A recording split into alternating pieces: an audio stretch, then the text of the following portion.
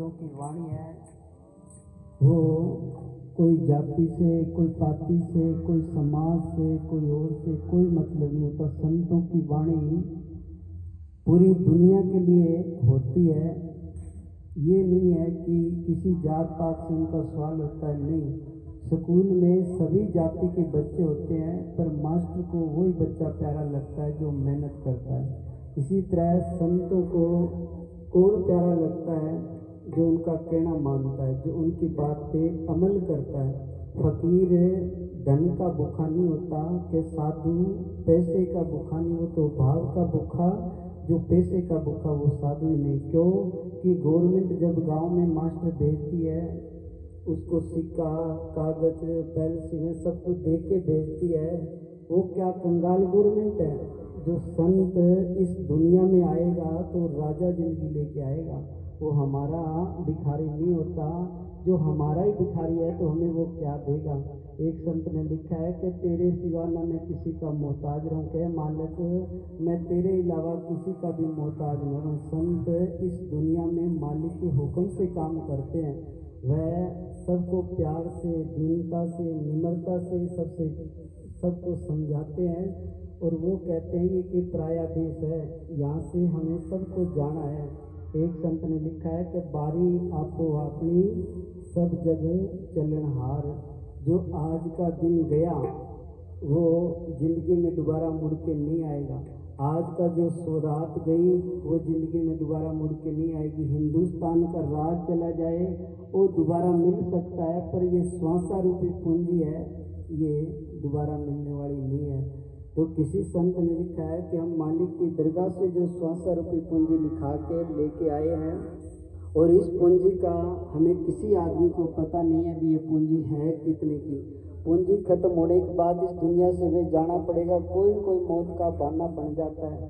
कबीर ने लिखा है कि पात झड़ता यूं कहे, सुन तरवर बन राय, अब के बिछड़े ना मिलेंगे दूर पड़ेंगे जाए। जो डाली से एक बार पत्ता टूट गया फिर वहाँ जुड़ने वाला नहीं है। जो एक बार मौत आ गई फिर 84 लाख दुनिया में धक्के खाएंगे। कीड़े पतंगे, हाथी, घोड़े बनते ये कुत्ते हैं, ये मनुष्य देह की कदर नहीं करी, 84 में धक्के खा रहे हैं। डंगर है, कोई पानी पाए तो पाए, नहीं बंदे खड़े हैं। कुत्ते बेचारे गलियों में फिरते हैं, कई देखो बेचारे बिना वस्त्र घूम रहे हैं। कोई सर्दी के मौसम में दरख्तों की देखो पात दर्द सूख जाते हैं। ये 84 लाख जोड़ी है। इस जोड़ी से छुटकारा करने के लिए हमें मानुष देह मिली है।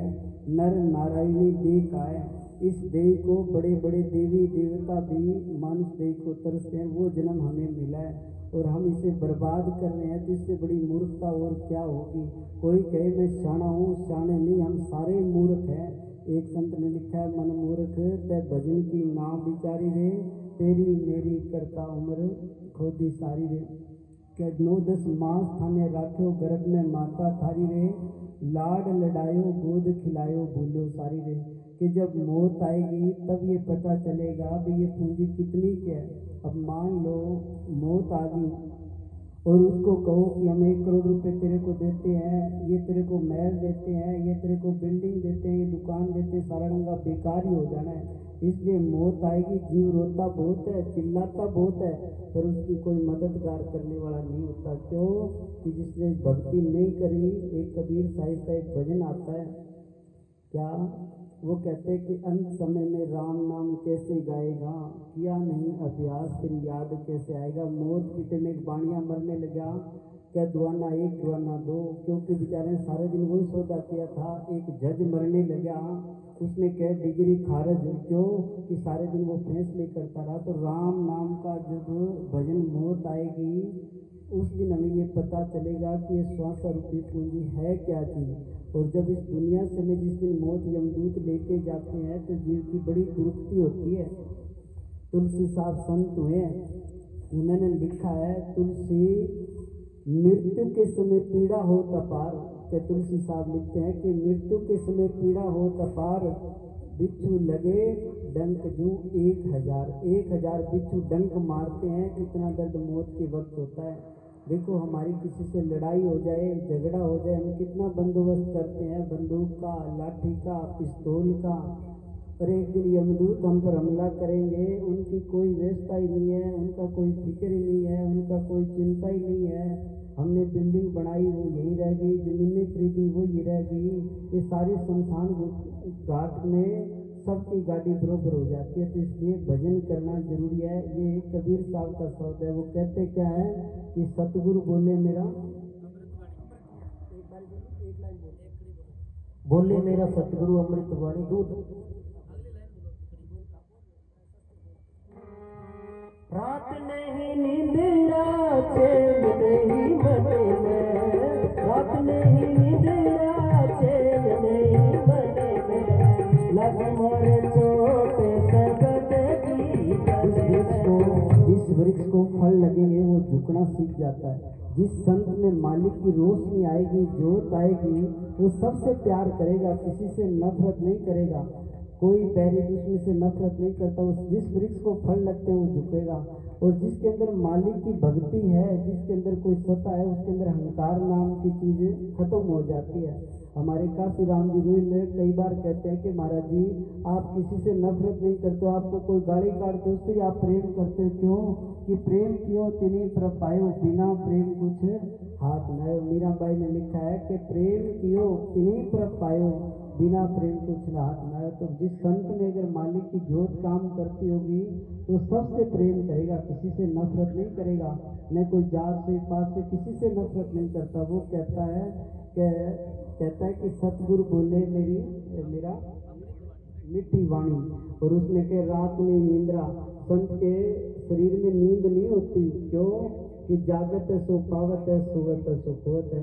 हमारे गुरुदेव हुए थे नाथ संप्रदाय से और उनका नाम था दशरथ नाथ जी।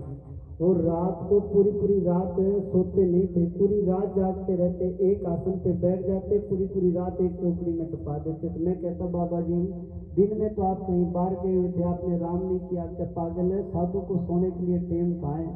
तो वो एक पाठ पक्का कराते कि सुबह ये सोचो कि शाम को तो मरना ही है, ये पूरा दिन भजन करना है। और रात हो जाए तो ये सोचो कि सुबह तो जाना ही है, ये दुनिया पराई है। एक संत ने लिखा, कोई संत किसी के घर गया, जब संत किसी के घर गया तो उसने जोड़ी झंडा रख दिया। कहने लगा भाई मेरे को एक रात तेरे घर काटनी है। तो वो कहने लगा जी रुको, कई सराय के अंदर तेरे रात काटनी। कहने लगा जी ये सराया नहीं है कोई, तो क्या है कि जी मेरा घर है। तो तेरे से पहले इस घर में कौन रहता था? क्या जी मेरा बाप। और तेरे बाप से पहले क्या मेरा दादा, क्या दादा से पहले क्या परदादा। तो ये सराय है और है क्या। तो इसलिए संतों ने बहुत हर तरीके से समझाया है जीव को, भी किसी तरीके से जीव को समझ आ जाए। ये हमें मौत आएगी तब पता चलेगा भाई ये सारा ही। हाँ आगे सतगुरु पुष्प न मैं